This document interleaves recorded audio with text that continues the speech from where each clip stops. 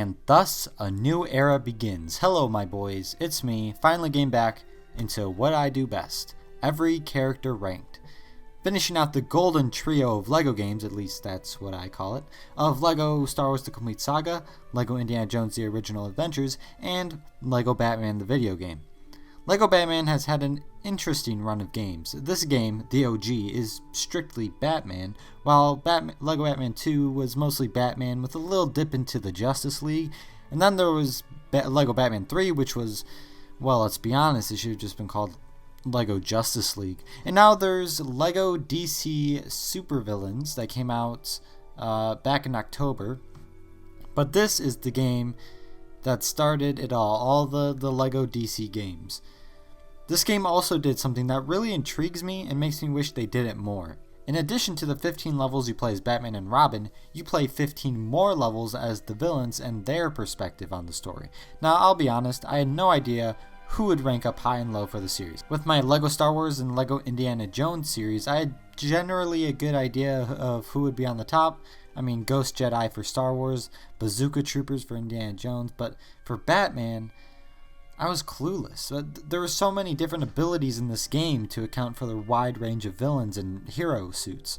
I put more time into ranking characters in this game than in my previous two LEGO games, and this game has under half the characters LEGO Star Wars The Complete Saga had. I think this list will surprise you a lot, as it did for me. I triple checked the list to make sure I wasn't missing anything. That's how surprised I was. This 7-part series is going to be a ride, fellas. The standard rules apply, no custom characters, and no extra toggle characters. Also, there are vehicle levels in this game, but they are highly underutilized. I'll do an every vehicle rank for cars, boats, and aircrafts separately. Anyway, with everything aside, let's get into every character ranked of LEGO Batman the video game. By the way, this first part is going to be fairly short, but it's just so the rest of the parts can be full length, so, you know.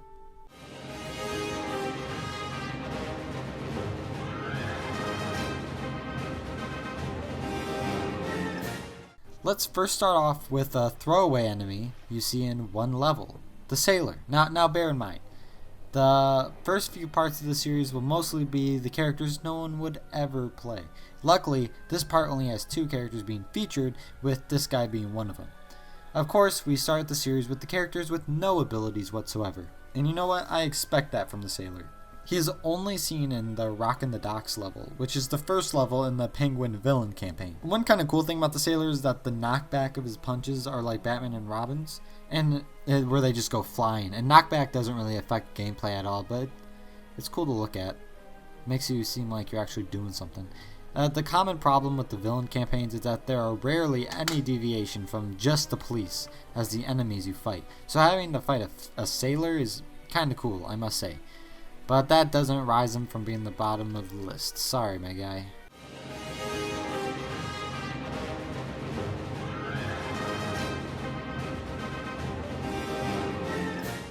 Ah yes, another character that has nothing. Every character after this guy at least has some accessory, even if they have no ability. So why is the Fishmonger considered better than the Sailor? Well, that's a good question. I don't really know. Oh, I got it. His name. His name makes him sound like a villain in and of itself.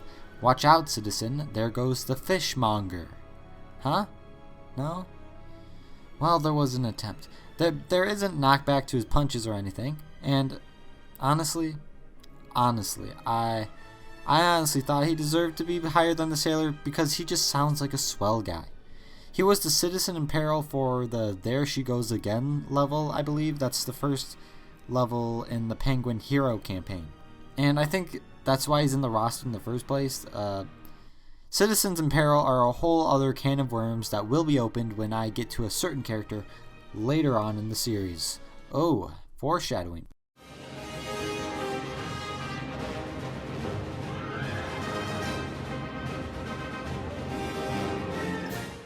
Alright, finally we're at the first full part, but like I said, these next 2 parts are all characters no one would ever choose to play. Hell, not even the game will auto-choose them for you in free play.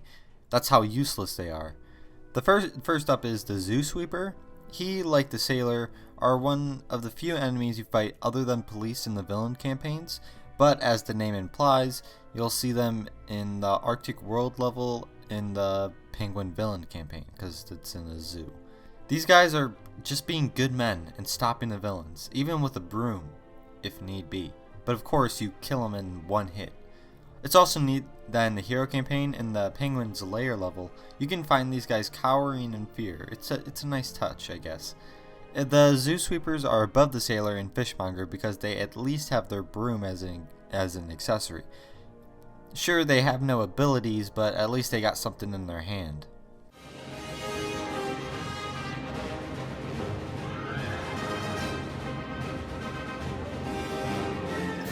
Bruce Wayne, the Batman himself technically, is this low? Well, hear me out. Hear me out, boys.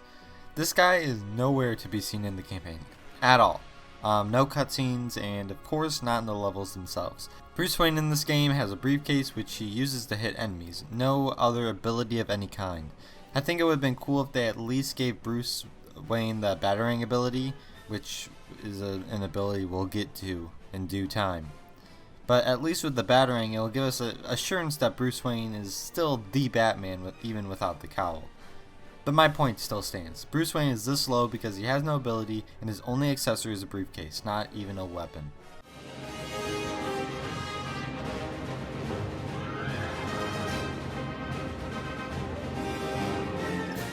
I know what you're thinking. Alfred is ranked higher than Bruce Wayne, aka the Batman? Hear me out once more. Alfred is in the same boat as Bruce Wayne. He has no ability, but he has his signature tray as an accessory to attack enemies. The way he swings his fist with the tray in hand is just so graceful. Majestic, even. More majestic than Bruce Wayne in his briefcase. His double jump also shows how much of an acrobat he really is. He lands his head on the tray as if it's a cushion. It's amazing. Also, at least we see Alfred walking around the Batcave in the hub. I get that we don't see Bruce Wayne because we were literally already playing Batman, but there's my reasoning for placing Alfred higher than Bruce Wayne. Alfred in this roster is a great touch. Granted, he doesn't do much at all, but he's still here, and that's what counts.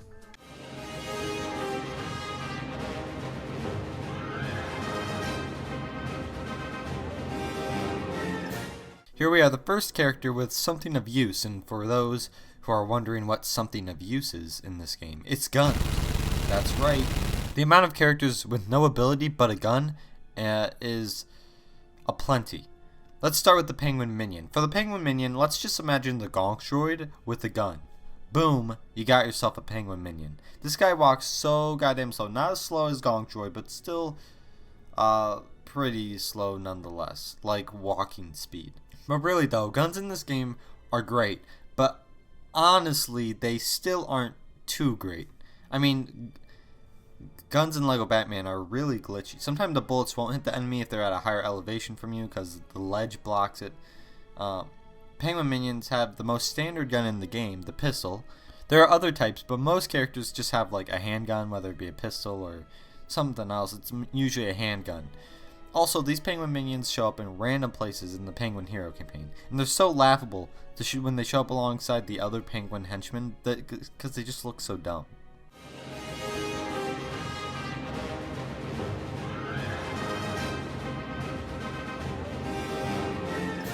Alright, here we go. The goons.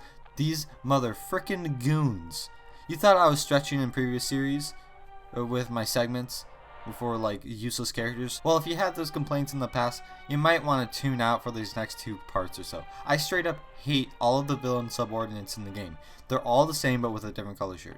The Penguin Goon is the first of many stupid characters. I'm just gonna say, they're not boys. There, I said it. All these goons have the same standard crook hat. Which, let's real talk, if you're going to be a criminal, don't wear those hats. If I learned anything from LEGO, it's that wearing these beanie crook hats is a huge tip off to the police that you are out for trouble, and nothing but trouble. Anyway, all these villain subordinates have no ability, just a gun. The Penguin Goon is below all the others because this guy is associated with the Penguin Minion.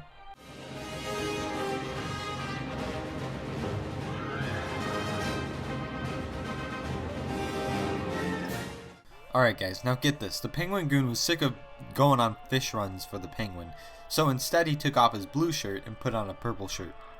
And now he works for the Joker. This is canon. This actually happened. How do I know? Oh well, it's just that they look the exact same. They didn't even bother changing their face, or their gun, or their crook hat.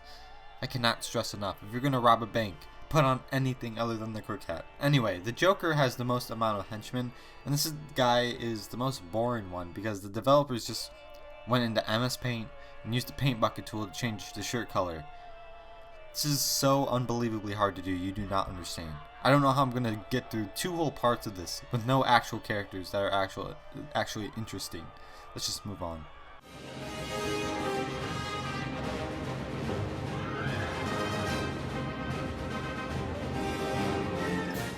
Alright boyos, now get this.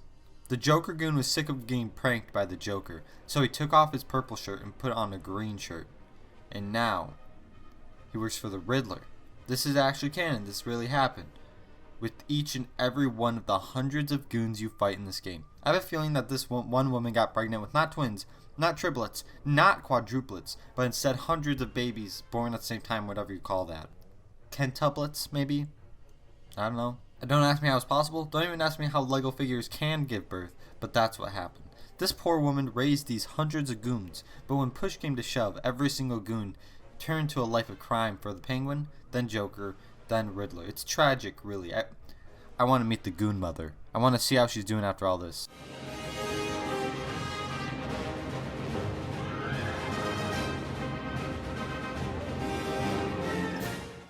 Now we're getting to the henchmen. Earlier, I've said villain subordinates as an umbrella term for all the enemies you see in the hero campaign levels. I wanted to use the word henchman as an umbrella term. But there are already these next few characters that are already called henchmen. That's what annoys me about this game a bit. They find a synonym of henchman, goon, and then they make 3 characters out of it. And then there's 3 additional characters labeled as henchmen, which are essentially the same as the goons. And at least henchmen actually have outfits. They just don't swap out shirt colors like the goons do. Although they have the same guns as the goons, I still respect that they at least have cooler outfits. The Penguin henchman kind of looks like a pirate though, and he's lower than the others because 1, he's associated with Penguin Minion, and 2, he's the laziest henchman outfit of the 3.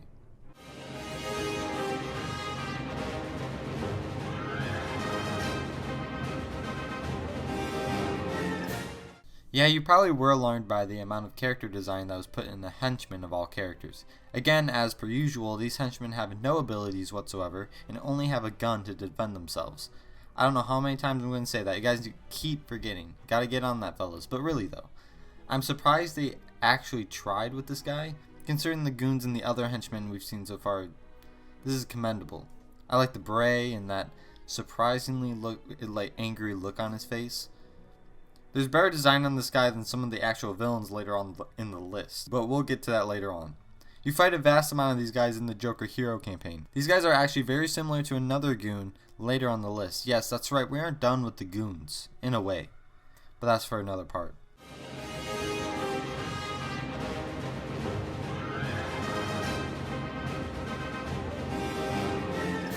I know I've given the Joker henchman a lot of praise for being different, but how does that fare for the Riddler henchman? Well, I mean, just look at his suit. Who knew the Riddler had the funds to dress his henchman better than himself?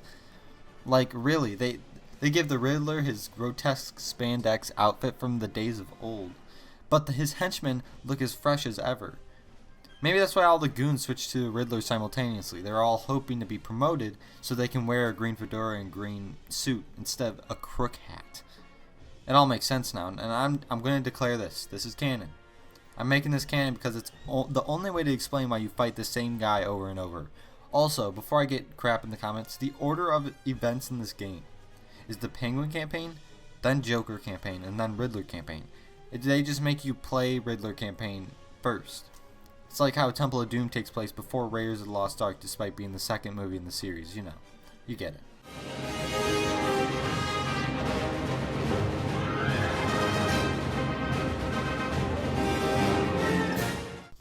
Now, you fought sailors. You fought guys sweeping zoos. What do you spend your time fighting the other 90% of the time in the villain campaign? Fighting these boys, the police. Now, we see all this ruckus in the news about video games like Grand Theft Auto antagonizing the police by having the protagonist committing a plethora of crimes and killing cops. Where was all that fuss when LEGO Batman came out? Literally half the story had you playing the most evil villains, killing police officers and innocent people, essentially tearing them apart by the limb. Now, in terms of the game, how are they? Well, they're pretty much no different than the villain's subordinates. It's just that they're not goons, they're just police. You'll see in this part every different variant of the police. There aren't as many as the villain subordinates, but there's still a fair amount of them.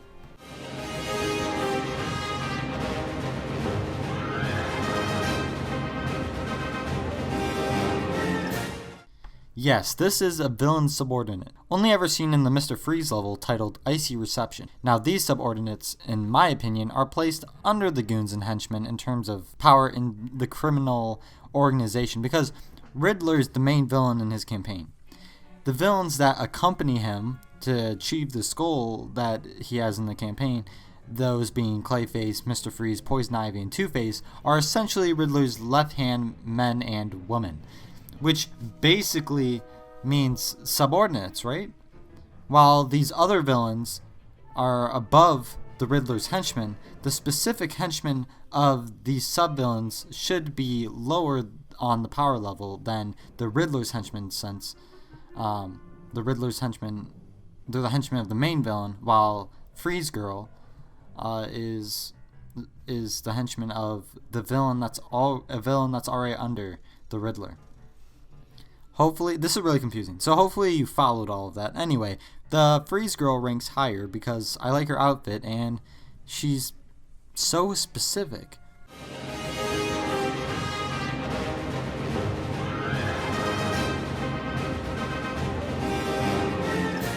And let's just get back to the people you fight in the villain campaigns. Up next is the security guard. Yeah, they're technically not a part of law enforcement, but rather the guys that are supposed to stop the villain from doing whatever they're doing in a specific setting.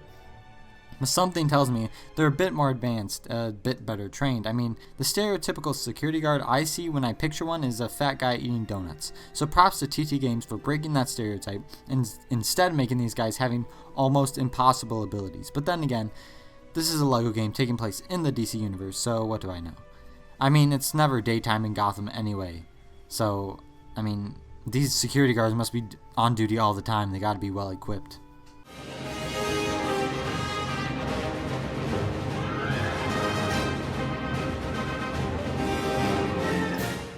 I told you we weren't done with the goons. TT Games ran out of synonyms for henchman, and Joker Goon was already taken, so they found a synonym for Joker. That's what happened here, no doubt. The Clown Goon, I believe, is higher than the other villain subordinates thus far. Why? Well, his color scheme is different, I guess.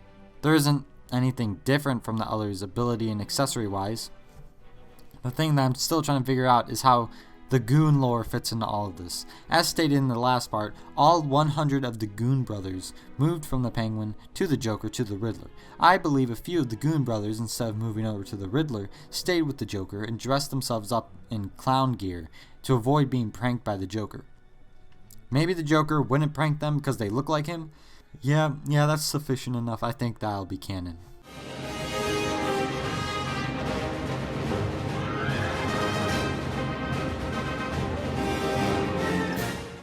What's cooler than a police officer? A police marksman. I'm not kidding when I say the developers were milking for characters. In the DS version of the game, there are actually more characters in addition to the ones you see here, but most of them are just alter egos of the villains. For example, Poison Ivy's Pamela Isley, or Scarecrow's Jonathan Crane, and Catwoman's Selena Kyle, among many others, are on the roster in the DS version. Now that would be milking it, since most of them didn't really do anything different, but there were a few characters in the DS version that I actually would want to see in the console version. One being Azrael, an obscure but cool addition. I don't know why they decided to put more characters in a handheld game, but either way, I would have wanted to see that roster in the console version. Oh wait, I'm supposed to be talking about this guy, the police marksman, right? Well, imagine the police officer but with a bigger gun. That's this guy. I guess it's kind of notable that he doesn't have a pistol, but you know. Alright, this is a little editor's note after the fact. In case you didn't notice, the icon for this character is nothing like what he looks like in the actual level. The police marksman in the level is just a SWAT team member with his hat the other way. So, in case you didn't notice that, I write the script and record before I get footage from the game. So I didn't really realize that at the time, but wow, that's lazy. That's really lazy, and I'm sorry you had to go through that.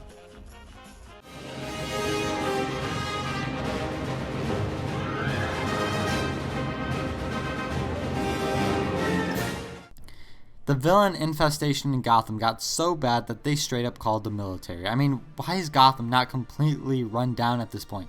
Just like its real life counterpart. The crime rate in Gotham has got to be literally off the charts, and Gotham also has the absolute worst prison system ever. In this game, all the villains are free to roam the hallways. I mean, come on, no wonder these villains keep getting out. The guards probably let them out if they asked nicely. Although, you'd think Batman roaming the streets every night would be enough as a deterrent for criminals. My theory is that the military policemen are here to inspect Gotham as the next nuke site. I mean, Batman's method isn't stopping criminals from doing their thing. And crime can spread to other cities. So how about we just stop it at its source with the third ever nuke to be dropped? I'll let you think about it.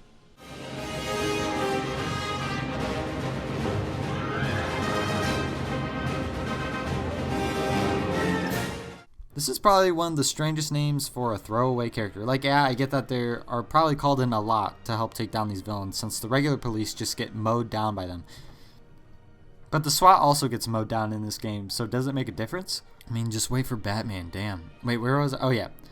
I get why they're in the roster, because it's pretty conceivable that they would need to be called in after the police get destroyed. But why are they just called SWAT? You tell me this guy's name is Special Weapons and Tactics? I don't know about you, but I don't think that's not quite a name. Someone out there, name your future child Special Weapons and Tactics in honor of this boy right here. Side note, how often are the SWAT team called in Gotham? I mean, why would you want to live in Gotham to begin with, let alone be in law enforcement? Also, I hope you guys don't mind me not talking about the game at all. I'm sorry, there's just nothing interesting about this guy.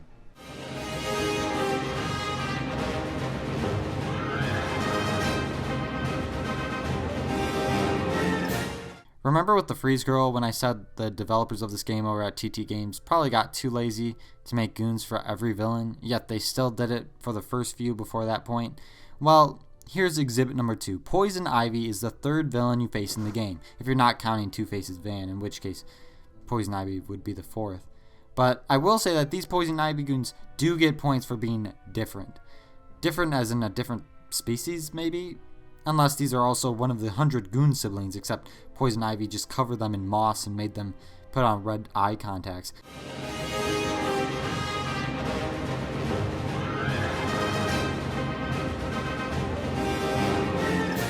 The Yeti is quite an anomaly. First off, Yeti? Really? Who would be... It's just I don't know why he's even in the game. I don't even remember seeing him. There's a lot of debate around the Yeti's actual role in the game. I know it doesn't seem like it considering the game is over a decade old and it is a throwaway character after all. But hear me out here, fellas. First, let me note that the Yeti is unlocked for purchase after you complete the Penguin's layer level, the final level in the Penguin Hero campaign. However, notice the character. It's a Yeti. A Yeti lives in cold places. Wouldn't it make more sense if the Yeti was a Mr. Freeze henchman? Assuming you said yes, then why wasn't he unlocked after the Mr. Freeze level? It's quite a puzzler. It's a riddle, if you will. The final theory is that the Yeti is actually a minor Batman villain by the name of Snowman. This one is a bit far-fetched, considering that his name isn't Snowman, but it's still neat to think about. The Yeti is arguably one of the most debated upon character in the game, and that should be noted.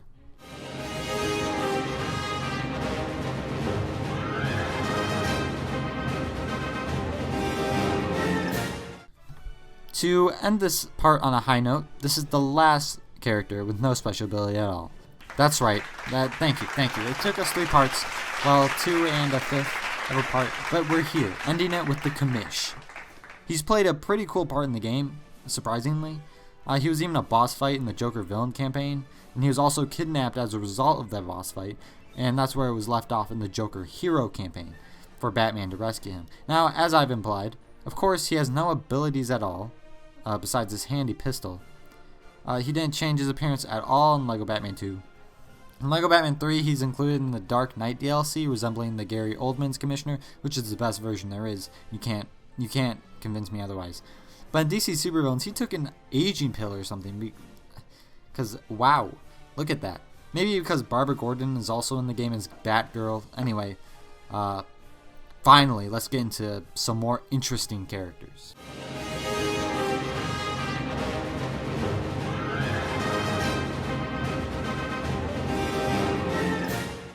So here we are, the actual abilities. Weapons are nice and all, definitely like the cherry on top, but it's the abilities that make it through the level. It's the abilities that get you all the collectibles you need to get 100% completion. So, first up, we have the Scientist, a character you could probably plop into any LEGO game besides like Star Wars and Middle Earth, and he'll probably look like he could fit in. But the first ability we're looking at are tech access, or tech panels. Characters with technology access can access these green things on the wall and control whatever it enables. Sometimes it's a little RC car, sometimes it's a helicopter, it really depends. The Scientist, despite having no accessory, can access tech panels, which makes sense. I mean, he's a scientist. I mean, there is another character who's guaranteed, straight up guaranteed to be in every level you play. In free play, that renders this guy useless. But it's nice that they at least gave this guy some sense of purpose.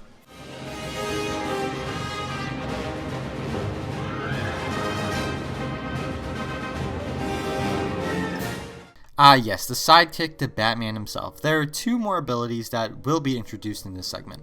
The first being the Batarang. I briefly mentioned this in the Bruce Wayne segment, but Batman and Robin have the Batarang. Using it, they can target breakable objects and enemies and hit them from afar. You can't even aim with guns, so having a Batarang that you can actually aim is very useful.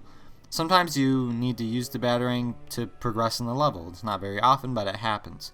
The other ability Batman and Robin possess is the Grapple. They can reach higher elevations using the Grapple, and it's exclusive to the heroes.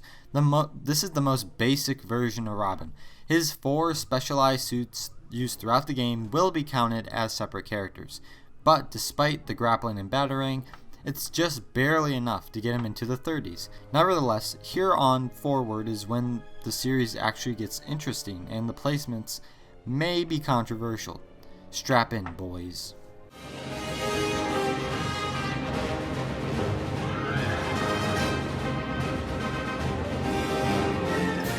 Yes, instead of Batman, we have the female counterpart, BATGIRL. Now, when the heroes aren't in a specialized suit and are instead in their standard suit, they're pretty much all the same. They all have Batarangs and Grapple.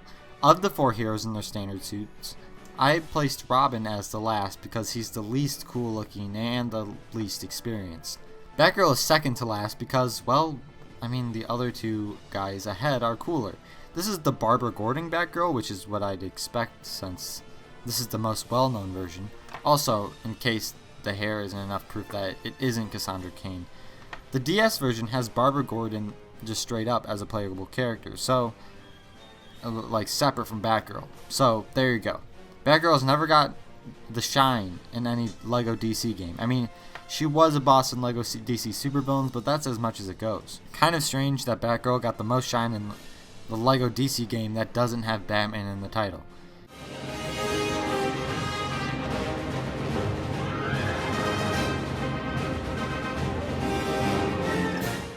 Now, here's the namesake of the game. Well, the first version of the guy in this list. Of course, as I've said, when the heroes aren't in a specific suit, they all have a Batarang and Grapple, but the Batarang and Grapple aren't specific to the classic suits, of course. Even when the heroes are in a specialized suit, they can still use the Batarang and Grapple. It should go without saying, but I might have made it sound like the heroes can only use these abilities when in the classic suit. But anyway, back to the character. It's the Batman. He's not even through the halfway point of the list, but with all the suits, some of them will make it at least past the halfway point. I can't go much into it now, but you'll see it all in due time. This Batman game was one of the very first LEGO games that made by TT Games, one that spirals into all the LEGO games we've gotten since. Whether or not that's a good thing is subjective, but the thing is, LEGO Batman. Batman, Godspeed. That's not God. Godspeed means thank you. Wait. It means good luck. I mean to say thank you. There we go. Let's just move on.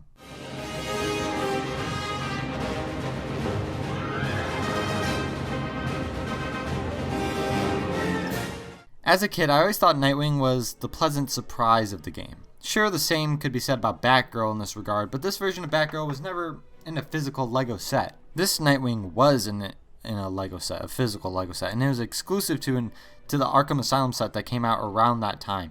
And that set is very nostalgic to me, even though I admittedly never got any of the 2007 LEGO Batman sets, which irks me even to this day.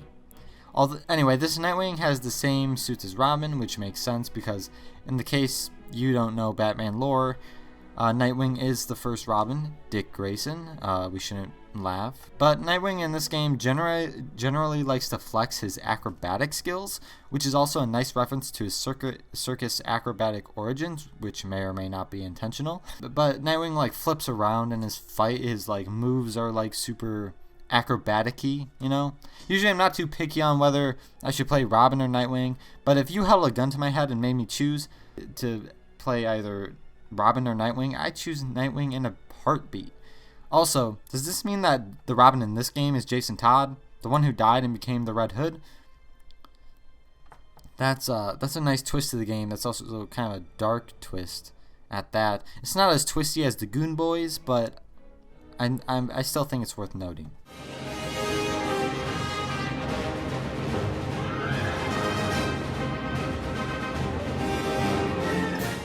Now, how I rank the 4 main heroes, remember that. That will be reflected with the future segments, because in terms of abilities, all 4 heroes with no special suit are the same. I rank them based on how they look. Also, Batman and Batgirl have the same exact suits, and Robin and Nightwing have the same exact suits. So Batman's special suit will always be ahead of the Batgirl version of that suit, and Nightwing's special suit will always be ahead of the Robin counterpart. But anyway, here's the new ability to the series, the glide ability. It's simple. It's simple to understand. Is there a big gap too wide to jump over? Use the glide ability, and they just might make it. There are several characters that have the glide suit, so that's why the hero glide suits are relatively low, but the glide ability is used a lot in both the story and in free play, so I understand why it's in the game in the first place. But as I've said, there are more characters that have a glide ability among other abilities, so sorry, the glide suit doesn't rank too high.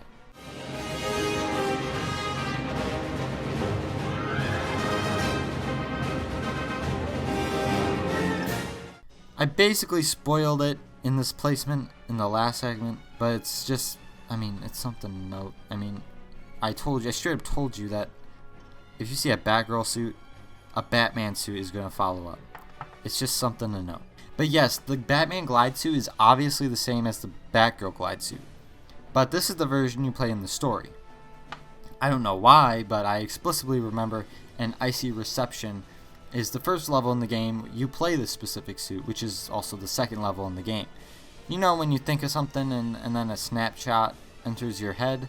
Whenever I think of the glide ability in general, I think of a snapshot and an icy reception in the level. I don't know why, I just do that. I'm obviously not stretching for time. This suit is it's just very nostalgic, especially since it's Batman in the suit. I don't get that nostalgia with Batgirl. The glide suit, it helps tap into that kind of nostalgia, you know.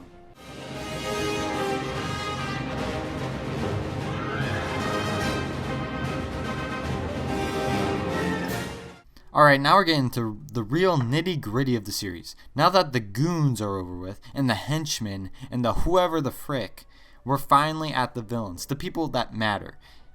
Because with Batman and Robin in the hero campaign, you play them the entire thing. It's just, you get tired of playing them. But what I love about the villain campaign is that every level is you play the same villain of that campaign, like the main villain, like Riddler, Penguin, or Joker, but then you play like someone new, and it's like, this is where most of the fun was had, playing the story mode of the villains, because you never knew what you were going to get. But here we got Two-Face.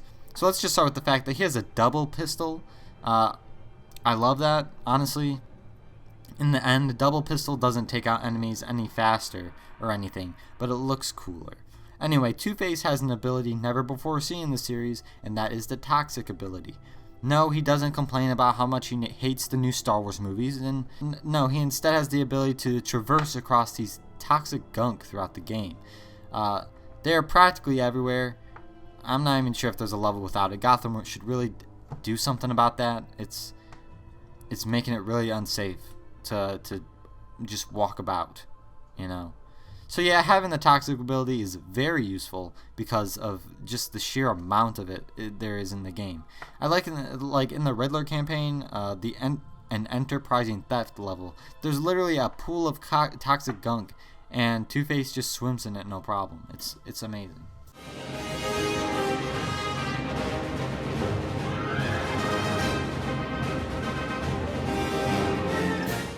Whoa, you're telling me that the big bad boy of the first of the 3 hero campaigns is relatively lower on the list? Well, yeah, he only has one ability, and it's one we haven't seen yet. The Riddler has the mind control ability, and if you see an unsuspecting man in an area you cannot reach, and if he has a question mark above his head, you can take control of him and make him do whatever he can do in that room. Most of the time it's just like pulling a lever or something. But I feel like the developers were just at a loss as to what ability to give the Riddler, because, I mean, depending on what version you're talking about, what version of the Riddler, he may or may not have powers. But typically he's just a riddle dude. I mean, there might be something magic in his little staff there, but I don't know. There are other characters in the game in which it makes more sense for them to have the brainwash ability or mind control. But hey, the Riddler does it with this cool question mark staff, and that is exclusive to the Riddler, so that is noteworthy. And you know, I'll write the mind control ability off as, you know, it's a pass.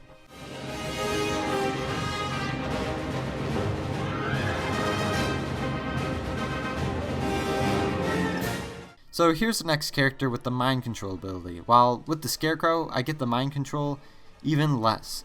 You can attach the mind control to Riddler, and like I said, I'll give it a pass because, I mean, some versions of the Riddler have him doing that kind of stuff.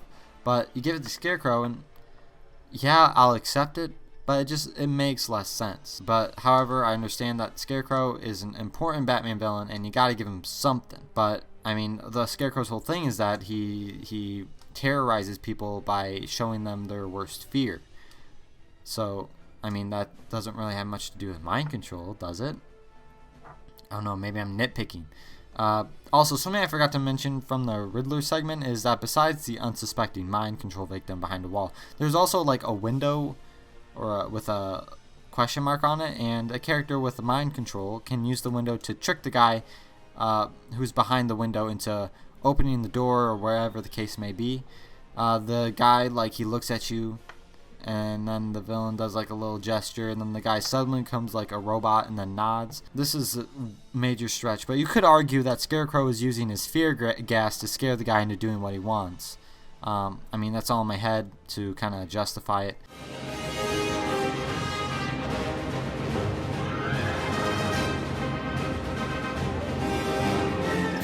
Now, this guy, I never got him, like unlocked him as a kid, and I didn't really get to until I seriously dedicated myself to getting 100% in the game. I always looked at the locked silhouette in the shop in envy as a child.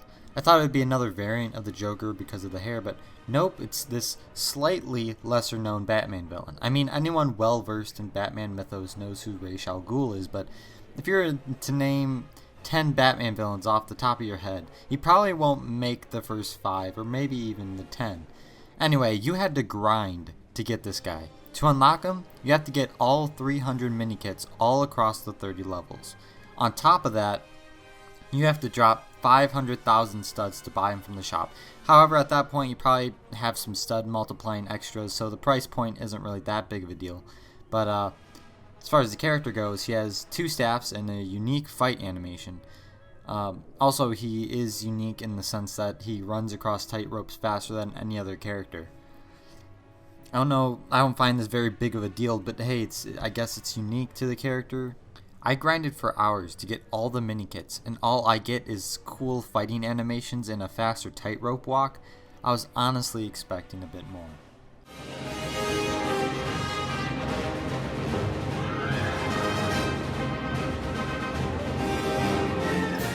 This is probably the most recent Batman villain to be in this game. I think Hush was created in 2002 and this game was 2008. 6 years isn't that long of a time, so it's cool to see Hush get some representation. I own the graphic novel and it was pretty good. This is the other character, besides Ra's al Ghul, that stayed locked in the shop for me as a kid. You also have to grind to unlock Hush, but not as much as Ra's al Ghul. Throughout the 30 levels in the game, there are 25 citizens in peril, which are basically random citizens getting bullied by some goon brothers. Kill the goons, the citizen gets away, and it displays how many citizens you've saved out of 25. Some citizens are able to be saved in story mode, while others can only be saved in secret areas in free play. However, get all 25 and Hush is unlocked in the store. Hush wields 2 pistols and is actually pretty fun to play, mostly because he's a character, one of the last characters you unlock. However, he does not have any abilities, but like Ra's al Ghul, he does have a special little something. He has faster building, which is nice, except the fact that I already had the fast build extra by the time I unlocked him, so it was kind of pointless. However, it's cool that Hush is getting some representation so soon after his debut.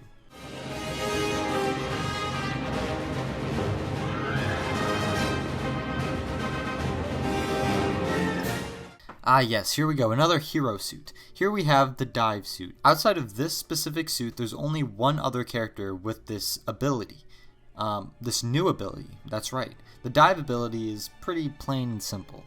People with the dive ability are able to sink to the bottom of pools, and it was only used like twice in the story.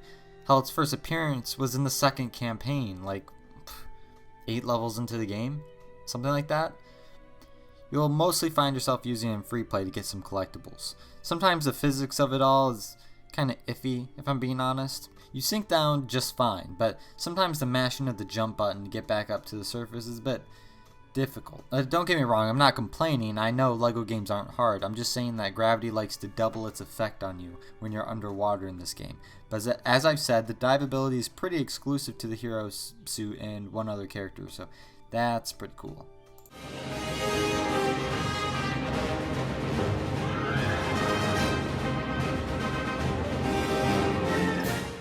Of course, you should have expected that the Nightwing variant will follow directly after Robin, so here we go. The one thing I forgot to mention with the hero suits are suit upgrades. The red bricks of each hero level unlocks a suit upgrade, while each red brick in a villain level unlocks an extra available to purchase. Most of the suit upgrades are exclusive to a certain suit, but there are 3 that are for all suits, such as fast grapple, fast battering, and more battering targets, all of which are pretty self-explanatory. The glide suit, which I forgot to mention in the last episode, has the slam upgrade, meaning you could slam down on the ground during flight.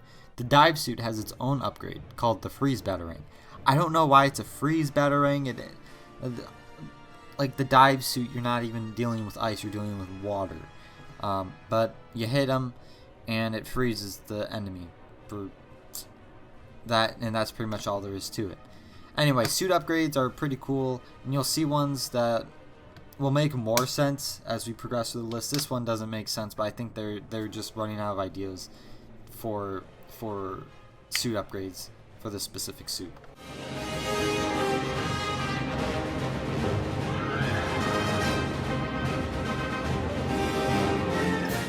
Remember way back in the last episode where I gave props to the scientist for having a tech panel access, but there's another character that is guaranteed to be in every free play level that makes the scientist useless?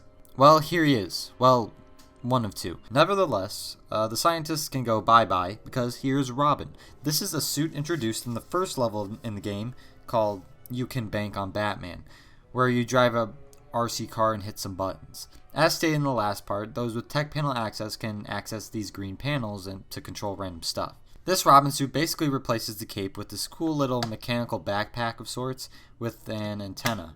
But overall, besides the select few levels, you really don't see the tech panel needed that much. Maybe for collectibles, but that's really it, besides the very few times in the story you actually use the tech suit.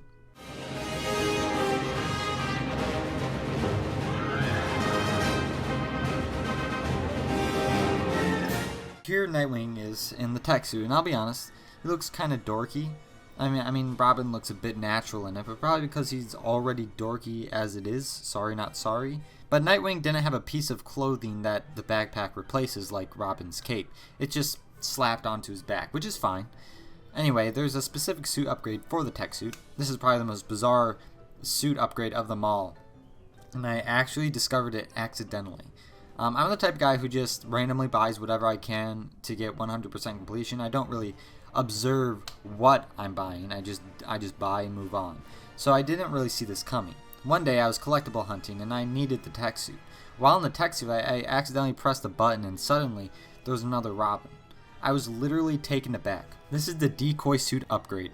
All it does, it fools enemies and they try punching them and then the decoy explodes. Overall, it's kind of dumb, but I mean, I was in shock when I first came across it because it was so bizarre.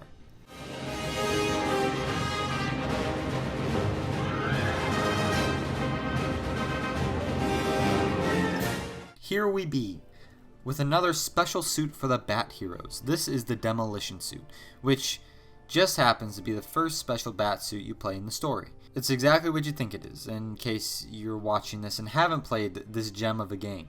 You blow stuff up with it. It's actually pretty useful. At its base level, before any upgrades, of which there are 2, you are able to lay down up to 3 bombs and detonate them.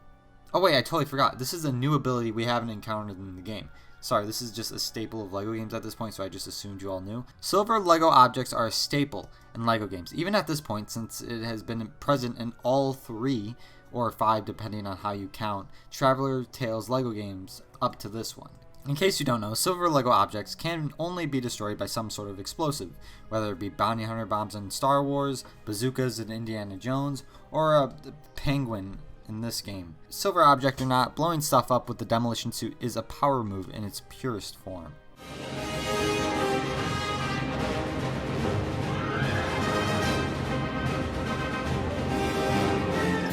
Yeah, I didn't even mention Batgirl in the last segment.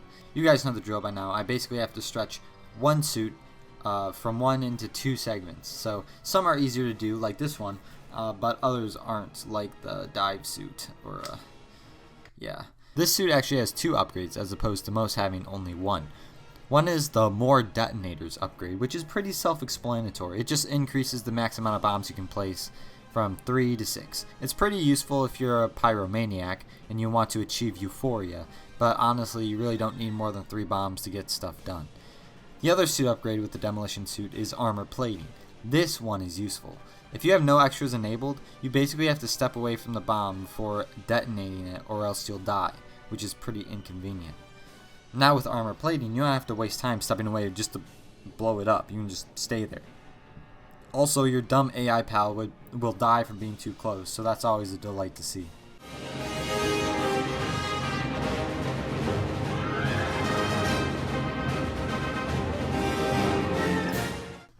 Here we have yet another new ability to the series. And get this, this and the Nightwing counterpart are the only characters in the game with this new ability. And if the suit name doesn't give it away, it's the magnet ability. Throughout the game, you see out-of-place like metal walls alongside buildings and such.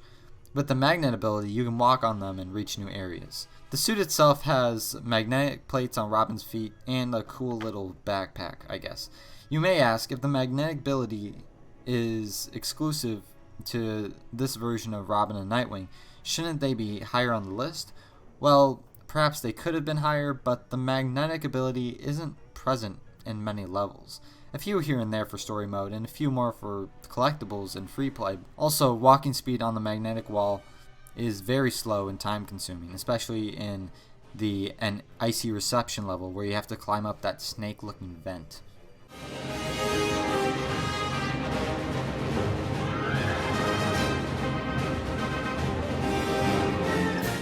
Of course, the Nightwing magnet suit comes right after. As far as how it looks on Nightwing, the same metal plates and backpack are on him, but it's just cooler to look at because, I mean, it's Nightwing, come on. Anyway, remember in the last segment where I said the walking speed of the magnet suit is atrocious?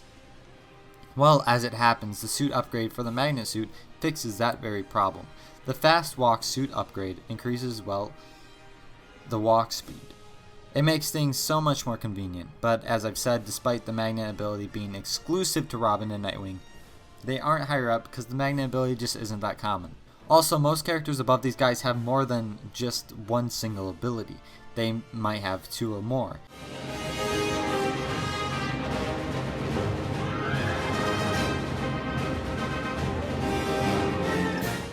In the last part, we had a Robin/Nightwing suit that had an ability exclusive, but not really used a lot. These next two segments, we'll be talking about the Batman/Batgirl suit that is in kind of the same type of situation. Here is the heat protection suit. This is an ability exclusive to the bat suits. Basically, if there are bright red Lego bricks about, you can interact with them without dying if you're wearing the heat protection suit. It can be bright red bricks you need to build, or a passageway spraying some red gas, or even some climbing pipes that are red. The suit itself is probably one of my favorites across all hero suits. That might even be including LEGO Batman 2 and 3. I'll have to go over the suits for those, but I like this one a lot. I just really like the red suit with the red goggles. Also, with Barbara Gordon's hair, it just adds to the cool looking suit. But, just like the magnet suit, it's exclusive but ultimately not used as much as it could be, making them a bit lower on the list, but still making it to the penultimate episode of the series.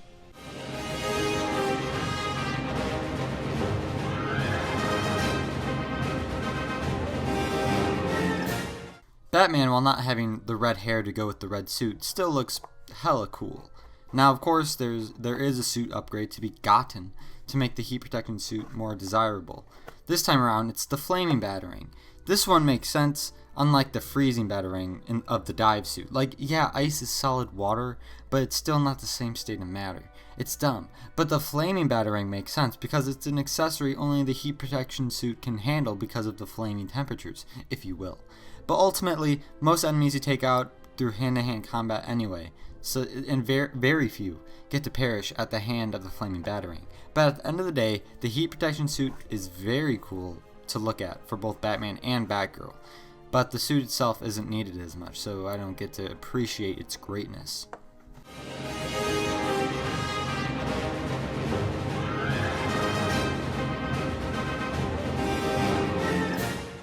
Now, the magnet suit and the heat protection suit both were exclusive abilities to the heroes, but not really used. This specific suit and the last Robin/Nightwing suit coming up are abilities also exclusive to the heroes, but are used a sufficient amount in the game. This is the Sonic suit, the final specialized Batman/Batgirl suit in the series. The Sonic suit is pretty simple. You see some glass? You want to break public property? Well, grab your Sonic gun and shoot it to bust that glass to non-existence. And I will say, glass sure was present in this game, as it is everywhere. You use it a lot in the hero levels, and they also were used a lot for collectibles in both the hero and villain levels. The suit itself is pretty much all blue, and which let me make a note of this. Isn't Batman the whole thing is to not stand out in the night, blend into the shadows, and take his enemies by surprise? With this and the heat protection suit, Batman and Batgirl are really going against that, but you know what? They look cool, so whatever.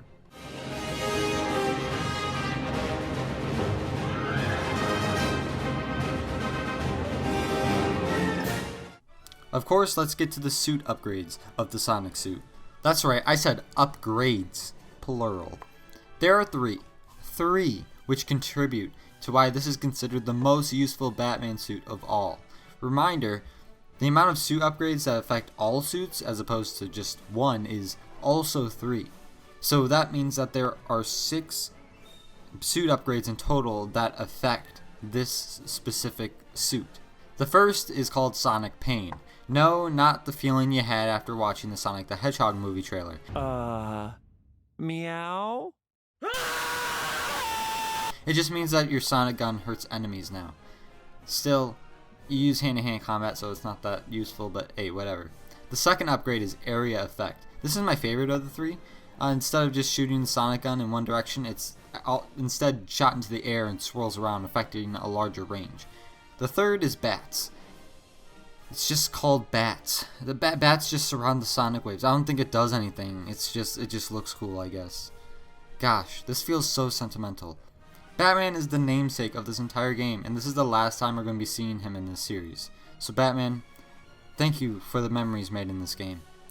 Now let us go talk about your villains, who are notably better to play as.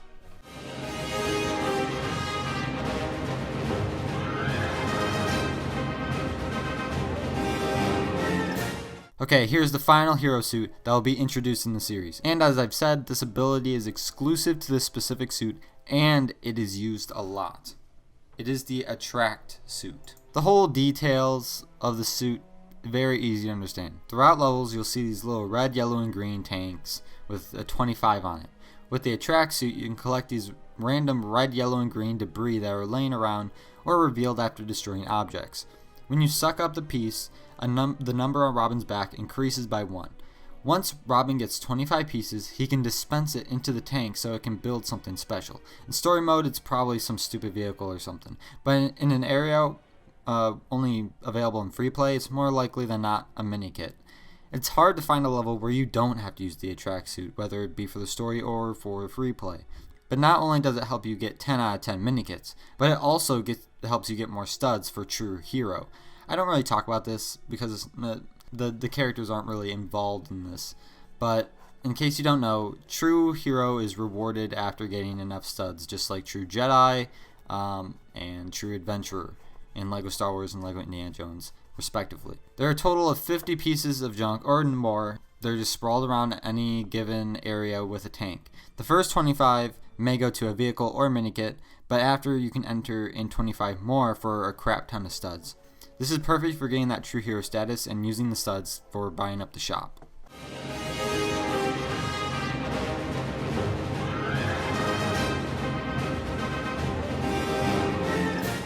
Man, I said the Attract suit was easy to understand, but it still took up so much time that I couldn't get to what the suit looks like. You probably can't observe it by now, but I think it's an interesting look. Basically, they have a little pack on their back with a vacuum. Reminds me of that one episode of SpongeBob, you know the one.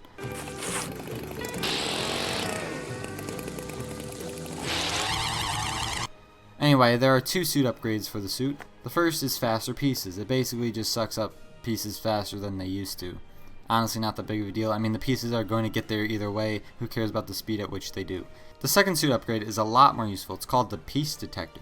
With this suit upgrade equipped, you can see little boxes that show up on the screen to tell you where the pieces are. This saves a lot of time because when you need to just get the pieces, you frantically break objects hoping that the pieces are underneath.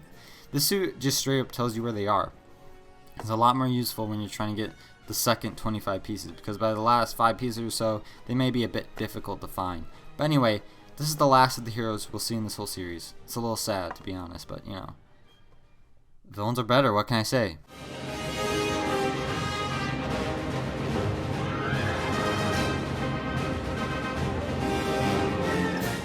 The rest of the characters in the series are villains. This really does say something about our society and how we live in one. Here we have the most obscure villain in the game, I'd say, Killer Moth. As for abilities, he has 1, and half if you want to count a gun. But in addition to a gun, he has the glide ability. Yeah, remember that one Batman suit? Well, imagine that, but a goof with a gun has it.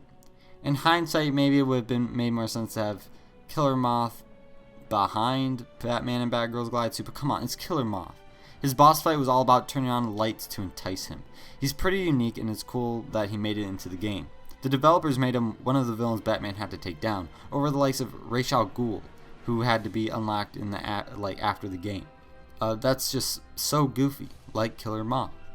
Fun fact, there was actually an alternate design for Killer Moth in the DS version. Look at that. Look at that. That is the stuff of nightmares. Thank God we didn't get that in the console version with higher definition. Oh my God. Jesus Christ. Stop that. Stop.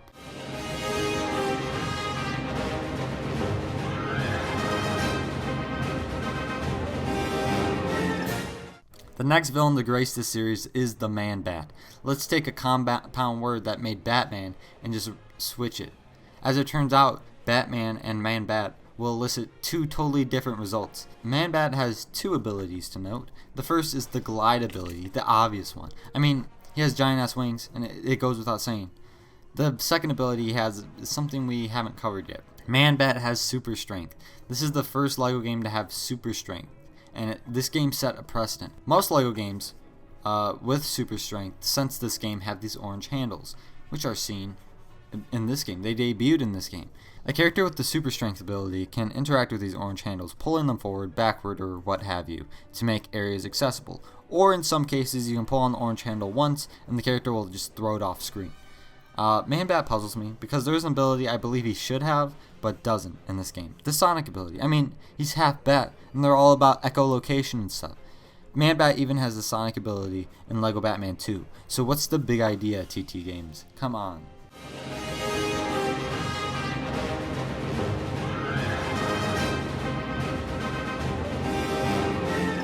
Here's the first villain you face in the game, Clayface. This design is one of the coolest designs I've seen in the game, and it's an absolute shame that they've never gotten this specific Clayface design in minifigure form in a set. His fighting animation is really neat with his hammer hand and such. He can also throw a chunk of clay, but honestly I didn't even remember that he did that until I was gathering footage for this part. But you may ask, what does he bring to the table? Well, for one, he has the super strength ability, which is justified. I mean, he can be a big guy. And the next ability is something we haven't seen, the double jump ability. I particularly like this ability because I get some feeling of power whenever I do it. Characters that can double jump can jump to higher elevations, obviously. Also, they can technically jump across bigger gaps because of their air time, but that's not an official perk of this ability. But I mean, you can probably rig it so they can make some jumps they weren't supposed to make. Fun fact about the DS version, the Clayface in that game only has super strength and not the double jump. So ha ha, finally something the console version has that the DS version lacks.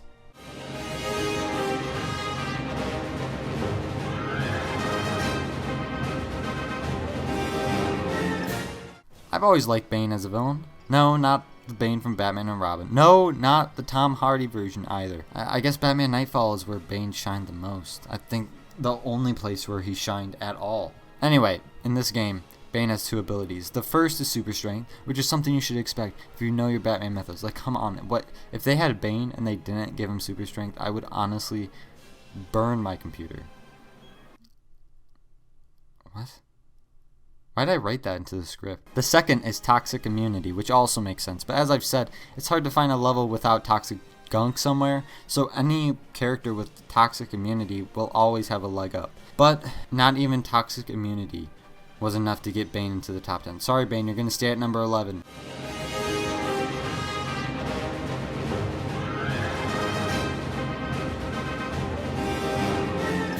Wow, we're already in the final part of this relatively short series. I mean, in LEGO Star Wars The Complete Saga, Part 7 was just past the halfway point.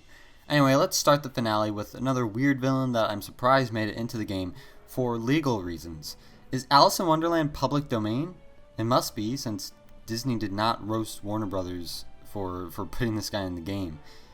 Roast him with lawsuits, that is. Anyway, why does this guy deserve to be in the finale, you may ask? Well, I'll tell you why. First, he has a gun. Not the main reason, of course, but we won't be seeing many guns at this point in the list, so it's worthy of note. Next, he has the mind control ability.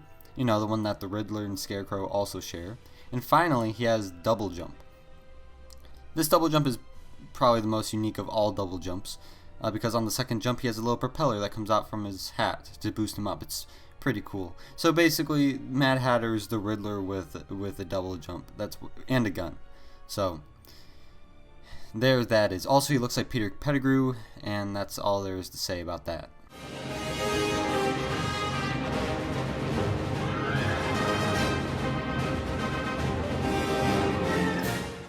Here we actually have a first in the finale of all times. The first villainess.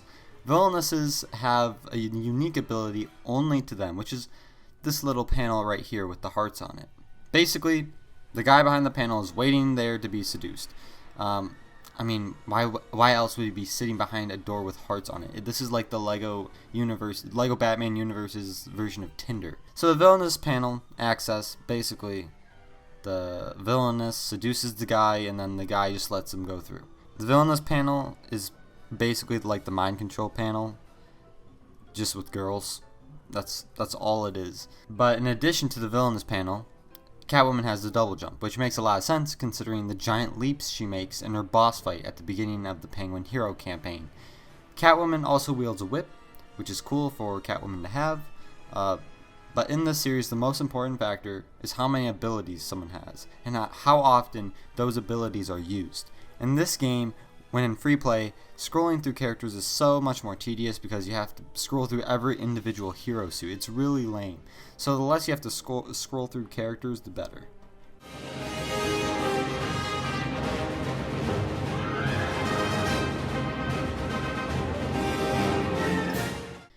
I kind of think this is a lame cop-out, but hey, it's the exact same as the Catwoman you just saw, so I have to contractually place this one right by the original Catwoman. The black suited Catwoman was what you saw in the story, and this purple suited Catwoman was just available to purchase in the store. No special requirements to unlock her or anything like Hush or Ra's al Ghul, but yeah, like I said, she's the exact same as the other Catwoman, just in purple. And for that reason, that's why the classic Catwoman outranks the regular Catwoman. You don't see her at all until you unlock her in the store, so it's kind of refreshing to see something new. You already played the regular Catwoman in the Penguin Villain campaign like several times, and you also fought her twice in the Penguin Hero campaign, so we've seen enough of regular Catwoman. Man, I stretched really hard to make this segment regular length. In case you haven't realized from the several times I've said it, I like purple suited Catwoman more than black suited Catwoman. There it is.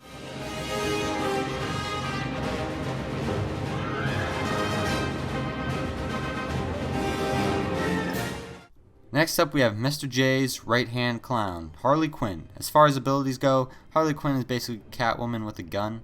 She has double jump, which makes total sense considering that she is pretty acrobatic. She has villainous access, which confuzzled me a bit since, I mean, how could this dude get seduced by an insane woman with clown makeup on?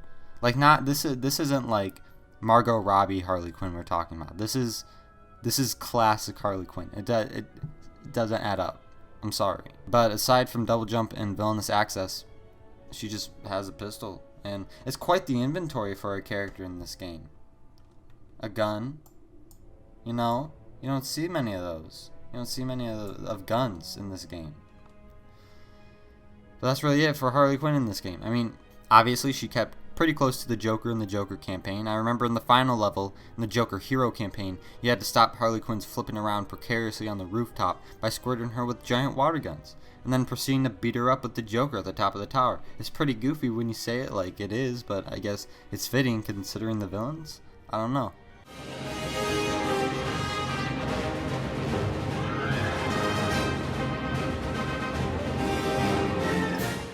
Here we have the main villain of the second Hero campaign, and the main character of the second Villain campaign, the Penguin. You get real used to having this guy in the levels he started in. With the Riddler Villain campaign, the Riddler was pretty limited with what he can do, since his only ability was mind control, so, I mean, you were more likely than not playing the other villain, the guest star, if you will. But Penguin has a few very useful abilities that you use a ton. First, not anything big, but his umbrella is actually a gun. I mean, that's amazing in its own right.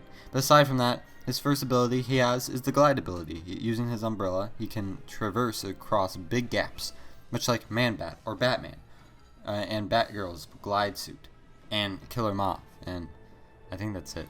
And finally, he has these little penguins. He has these little wind-up penguins that blows up on contact with silver Lego objects. If it doesn't come in contact with the silver object and instead hits a wall, it'll just turn around and keep going. If it doesn't hit a silver object in a certain amount of time, it just blows up on its own. Or you could blow it up whenever you want. Also, here's the final kicker with the Penguin. There are these little tiny purple doors sprinkled throughout levels. Only the Penguin can interact with these doors by fitting a little penguin in there.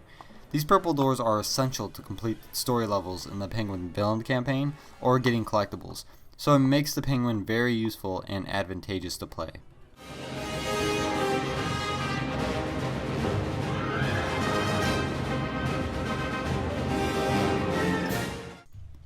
Killer Croc is a character I always enjoyed playing in this game, and as it turns out, he has 3 official abilities. Yes, 3 abilities, and no, I'm not counting weapons. Killer Croc doesn't even have any weapons to begin with. All of his abilities are abilities we have seen, but all of them are really useful, especially in the villain levels. First off is Super Strength. Several villains have Super Strength, so you bet your dirty buttocks it'll be all over the villain levels. The next ability he has is Toxic Immunity, which is present in almost, this toxic gunk is present in almost every level in the game, so of course that's going to be a huge plus. Killer Croc's third ability is one we haven't seen in a while, which is the Dive ability. Killer Croc can sink to the bottom of pools and do whatever it is he gotta do. The Dive ability, as far as this game goes, is it's fairly rare, and this Dive ability is only seen in Killer Croc and the dive suit of Robin and Nightwing. Also, the fact that Killer Croc has 3 abilities, while every character before this only has 1 or 2, or 0, Killer Croc is definitely a character worth playing.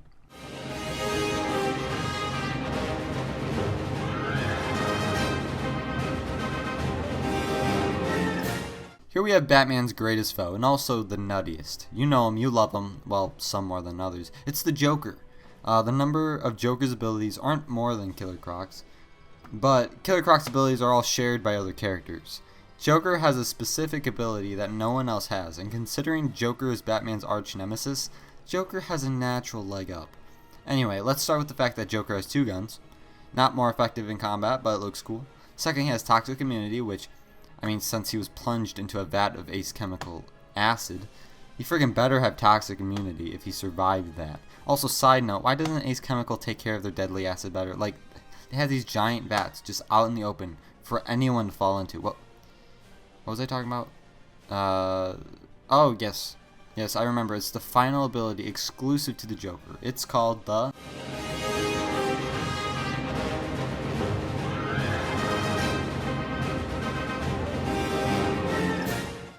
What happened?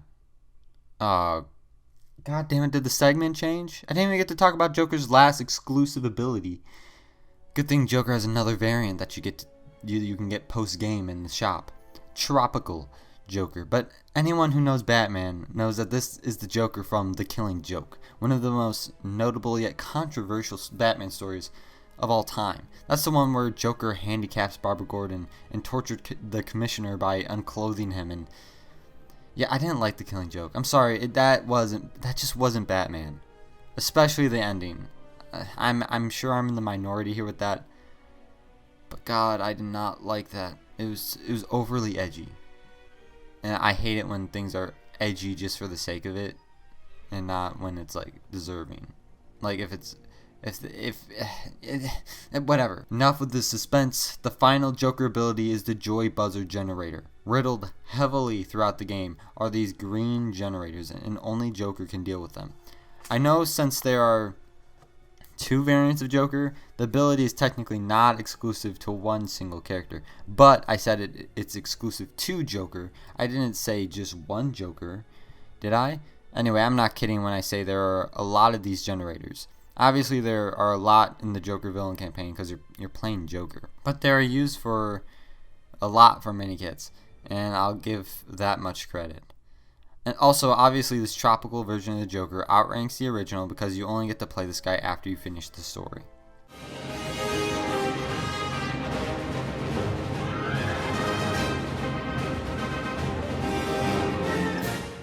I've got to admit, these final 2 characters were not who I was expecting to be the quote-unquote best characters. But here we are, Mr. Freeze. He sure is useful in the game. First, let's get through the stuff we've seen before. First, he has Super Strength, which is a little surprising to me. Next up, he has Toxic Immunity, which is also a bit surprising to me, but it's probably his suit that allows for both of the mentioned abilities. But here's what makes him stand out from the rest. An ability only Mr. Freeze has, and if you can't guess it, it has to do with that big bulky gun he has. Not only does he whack enemies with this clunk of a weapon, but it can interact with these sparkling liquid you may see throughout the game. Since this ability is exclusive to Mr. Freeze, you don't see it much outside of the level you play as Mr. Freeze in the Riddler villain campaign. But hey, an exclusive ability is an exclusive ability. Also, obviously Mr. Freeze can freeze enemies just like Robin can with his dive suit's freeze batarang.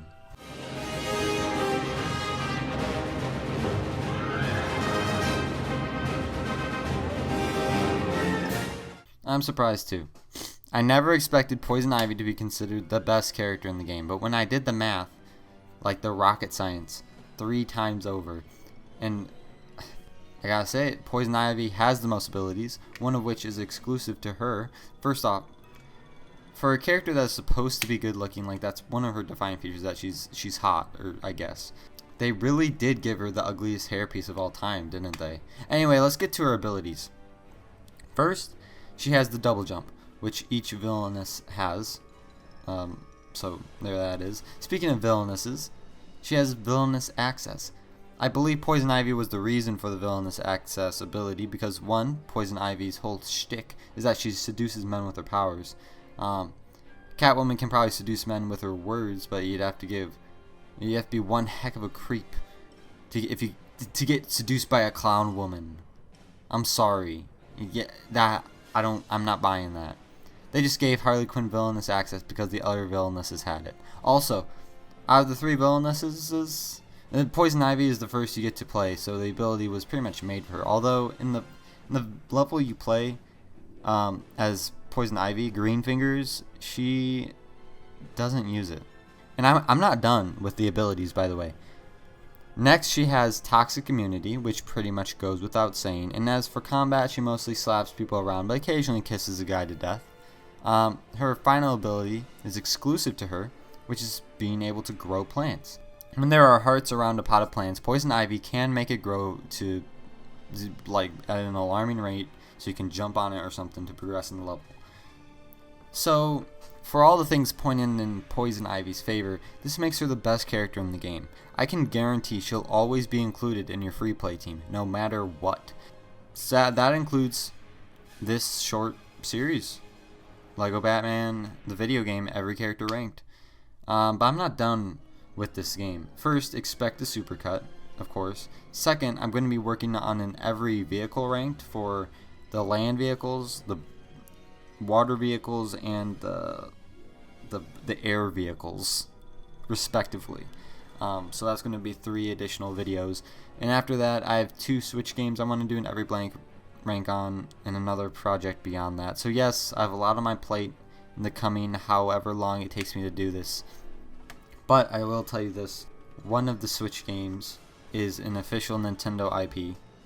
It's not going to be a stupid $40 side-scrolling beat-em-up that was a waste of money.